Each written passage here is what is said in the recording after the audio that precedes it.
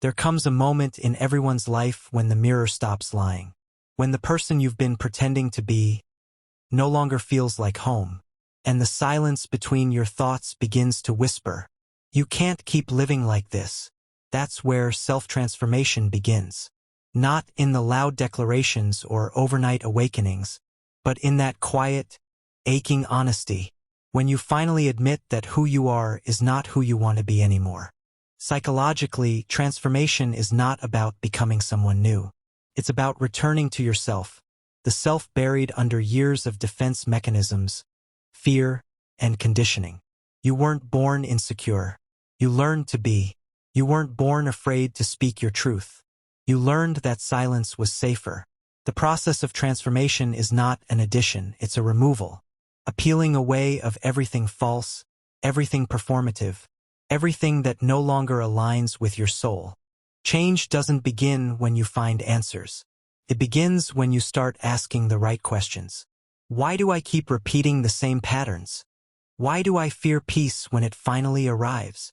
Who am I when I stop being who others expect me to be? The human mind resists change because it equates familiarity with safety. Even pain, when repeated long enough, starts to feel like comfort. That's why most people never transform. They confuse pain they know with peace they fear. The psychology of transformation is rooted in something called identity flexibility. It's the brain's ability to detach from a fixed sense of I am and allow new experiences to reshape who we believe ourselves to be. In neuroscience, it's called neuroplasticity, the brain's power to rewire itself based on repetition and belief. So, when you begin to act like the person you want to become, when you speak, walk, and choose like them, your brain starts to follow. Transformation is less about thinking differently, and more about experiencing differently, again and again, until the new becomes natural. But there's something deeper, something the textbooks don't explain. Transformation is painful because it requires ego death.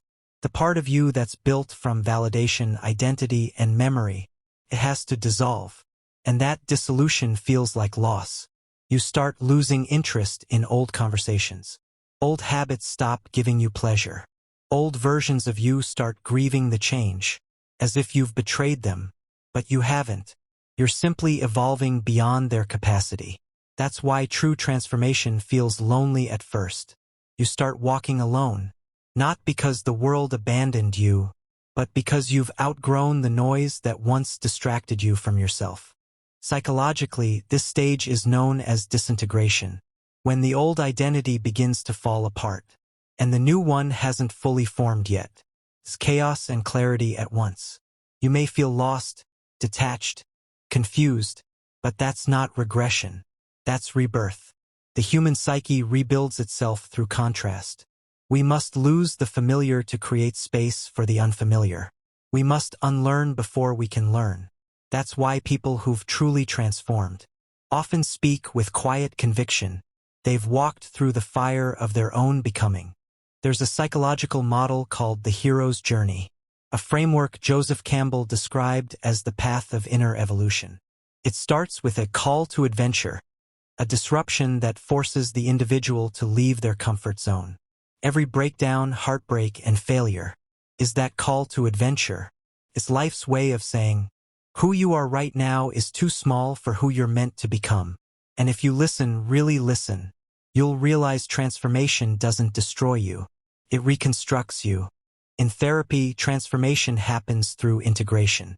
That's when the conscious mind finally meets the unconscious. Your wounds, your shadow, your suppressed memories. When you stop fighting parts of yourself and start understanding them, it's the moment you realize healing doesn't mean becoming perfect. It means becoming whole. Transformation is not a single event. It's a lifelong conversation between who you were and who you are becoming. And every time you choose honesty over comfort, stillness over chaos, growth over familiarity, you evolve. You don't transform by changing what you do for a week. You transform by deciding that the person you were no longer deserves to control the person you're meant to be. So let go of the timelines, the guilt, the comparison. Transformation is not about becoming better than others. It's about becoming truer than you were yesterday. Because the real journey is not about finding yourself. It's about remembering yourself. The version of you that existed before the world told you who to be. And when you meet that version again, you'll realize you were never lost. You were simply evolving in silence. The psychology of self-transformation is the art of remembering and rebuilding your mind to finally feel like home.